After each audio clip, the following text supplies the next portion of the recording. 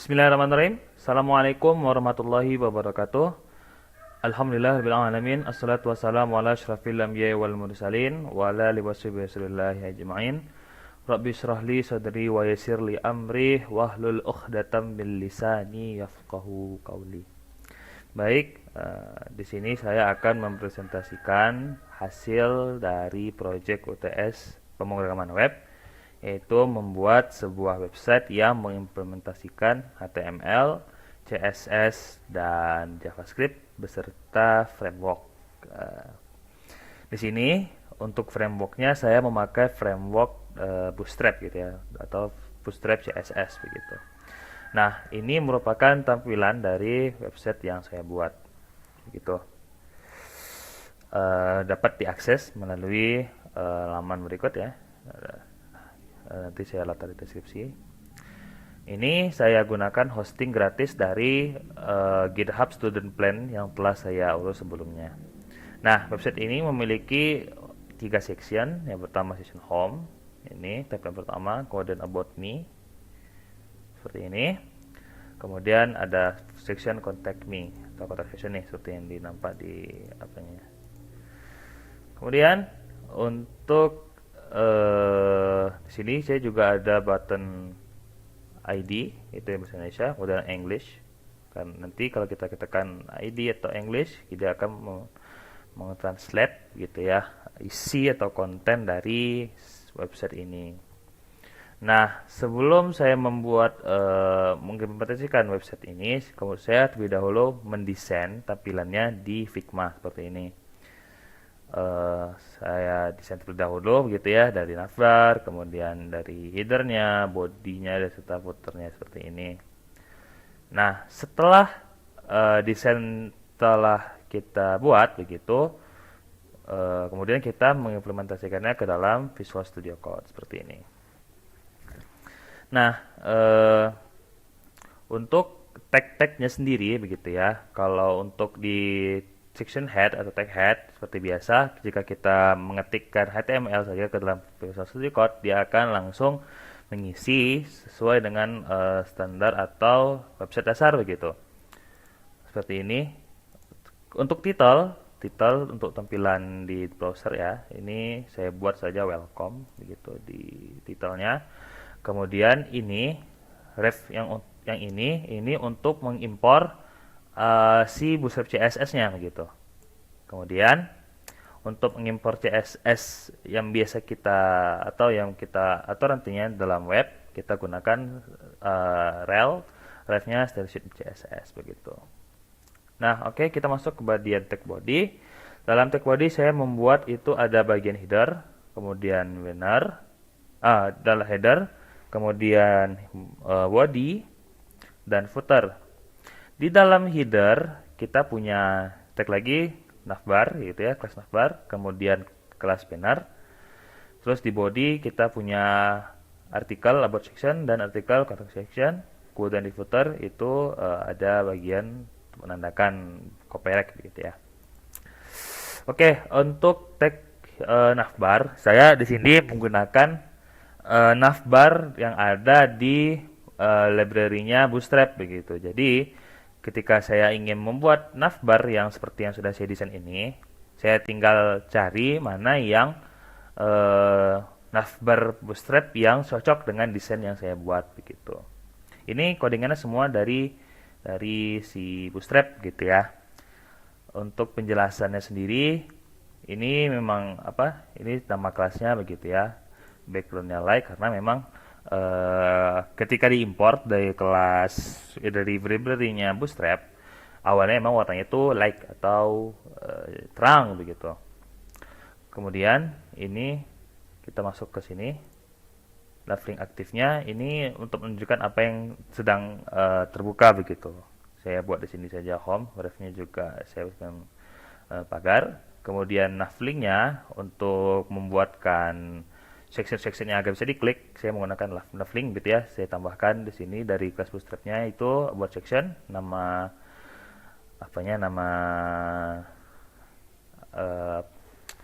nama kelasnya begitu ya, atau ID-nya. Terus saya buat di sini keterangannya about me, sama juga di bawahnya ada contact section dan contact me juga. Kemudian saya dibuat lagi di sini navbar lagi ya untuk yang di sebelah kanan tadi untuk terjemahkan. Ini di sini saya mengimplementasikan JavaScript-nya untuk menerjemahkan dari isi website itu. Kemudian di tag banner di tag div class banner begitu. Di sini saya menambahkan gambar begitu ya di sini seperti di sini. Ini gambar untuk bannernya. Saya import terlebih dahulu. Dan oh iya, untuk semua apa namanya?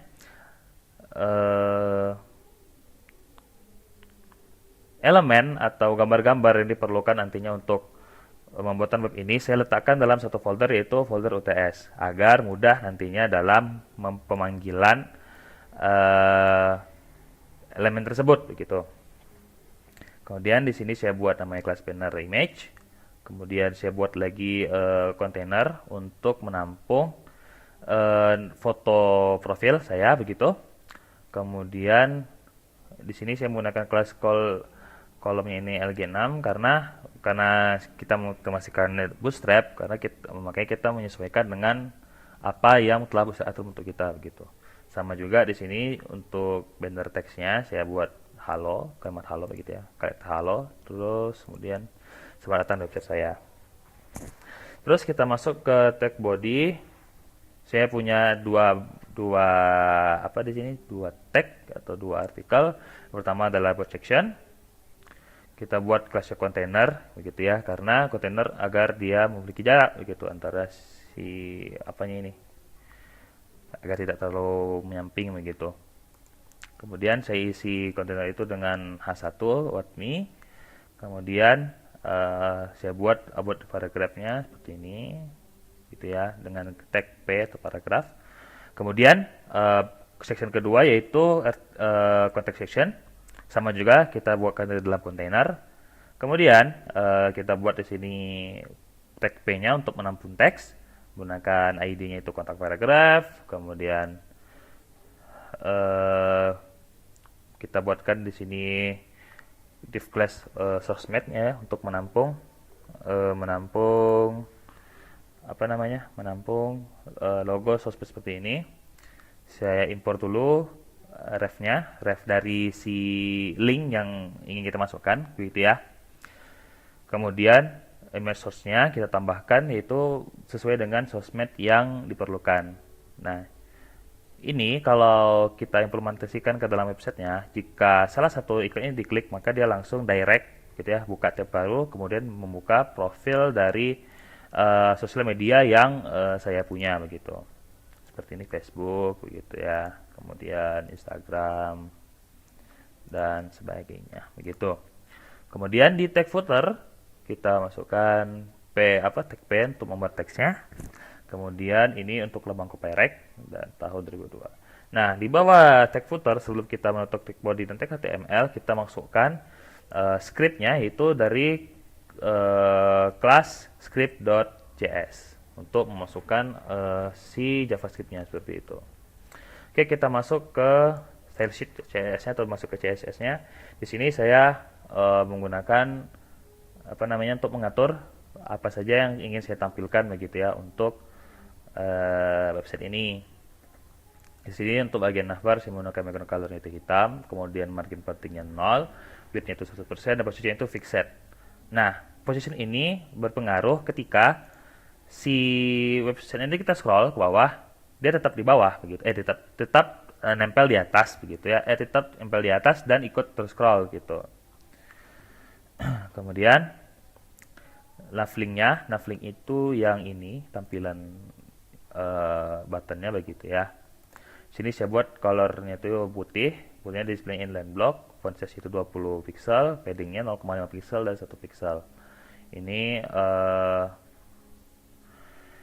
paddingnya itu atas kiri bawah kanan, salah. Kemudian untuk size juga warna putih dan margin leftnya itu 200 pixel.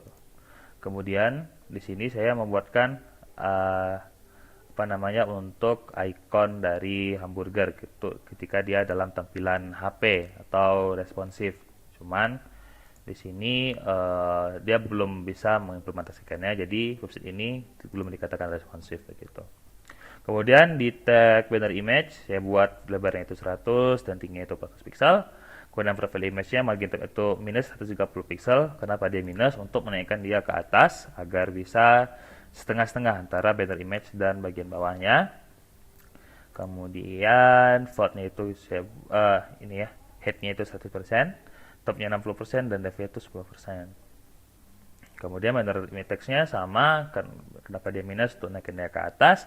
Kemudian float-nya right untuk membuat dia ke kanan begitu, topnya 50%, drag-nya 0%, warna teksnya itu hitam dan teks lainnya itu center. Nah, khusus teks yang tagnya H1 gini ya, yang ini, yang besar ini, saya buat warnanya itu putih ya untuk berlawanan dengan background-nya. Kemudian font back itu bold untuk membuat dia tidak tebal. Seperti itu. Kemudian di dashboard section sama, kita menggunakan margin top yaitu minus untuk menaikkan dia ke atas. Kemudian text line itu justify agar dia membuat teksnya itu rata. Sama di kotak section juga margin topnya itu 50 pixel. Kemudian letter itu justify, suspect logo, marginnya itu auto, dan letter spacingnya itu 20 pixel. Letter spacing ini berpengaruh untuk memberikan jarak antara logo ini gitu. Kemudian di footernya standar saja, align itu center, kemudian paddingnya 20 pixel, warnanya itu white, background colornya itu hitam. Oke, kita masuk ke JavaScript-nya. Nah, seperti yang saya sampaikan tadi, JavaScript yang saya gunakan adalah untuk menerjemahkan dokumennya begitu ya. Saya menerjemahkan itu berdasarkan teksnya. Misalnya, di sini saya buat H1, dokumen elemen ID itu kita H1 sesuai dengan kelasnya tadi yang telah di HTML begitu ya. Kemudian ini halo, kemudian ini disesuaikan dengan kata-kata yang ingin kita tampilkan. Kemudian ini untuk bahasa Inggrisnya sama saja. Kita panggil dia menggunakan elemen ID. Jangan lupa kita buat dulu nama ID-nya di HTML agar bisa dipanggil. Kemudian inner HTML-nya ketika kita klik N, tidak akan menjadi hello. Seterusnya kita klik A3 yang berubah jadi copy message, P1-nya itu berubah jadi ini nama segala macam, kedua juga berubah begitu. Nah, itu untuk pengimplementasian dari si JavaScript-nya begitu dalam website saya. Baiklah, demikian presentasi singkat mengenai website saya. Terima kasih atas segala perhatian. Mohon maaf apabila terdapat kekurangan. Yang benar adalah Allah Subhanahu wa taala, yang salah adalah saya sendiri. Allahu a'lam bishawab. Assalamualaikum warahmatullahi wabarakatuh.